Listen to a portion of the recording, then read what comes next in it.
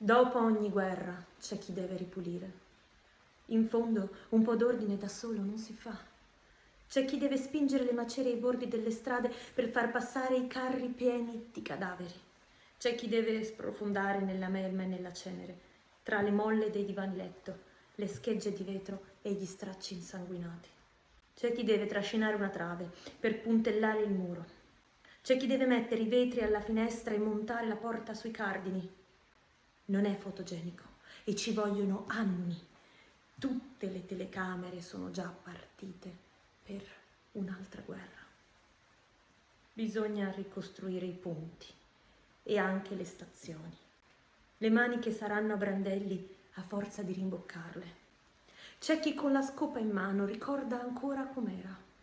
C'è chi ascolta, annuendo con la testa non mozzata.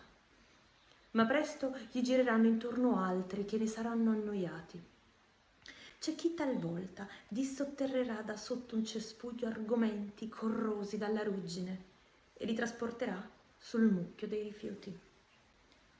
Chi sapeva di che si trattava deve fare posto a quelli che ne sanno poco e meno di poco e infine assolutamente nulla. Sull'erba che ha ricoperto le cause e gli effetti c'è chi deve starsene disteso con la spiga tra i denti, perso a fissare le nuvole. Parole di Wisława Szymborska, poetessa che ha vinto il premio Nobel. Questa sua poesia si intitola La fine e l'inizio.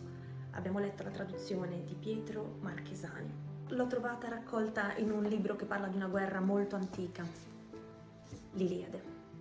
Blecchi Edizioni sta facendo questo lavoro di liberare i classici, li ripropone in una nuova traduzione piuttosto interessante con alcuni testi moderni che ci fanno riflettere su questi testi antichi. Nel caso dell'Iliade, dell'antica guerra di Troia, uno dei testi proposti è proprio questo della poetessa Szymborska.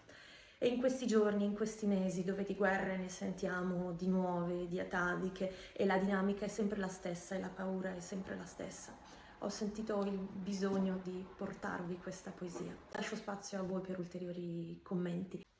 Se dopo volete ascoltare qualcos'altro di suo, vi lascio con il video se vuoi. Autotomia, la capacità di lasciare andare, dove abbiamo trattato un'altra poesia di questa poetessa. Lo trovate sotto nella descrizione, oppure c'è un piccolo triangolino dove potete cliccare, o ancora nei commenti. Continuate a rotolare con noi.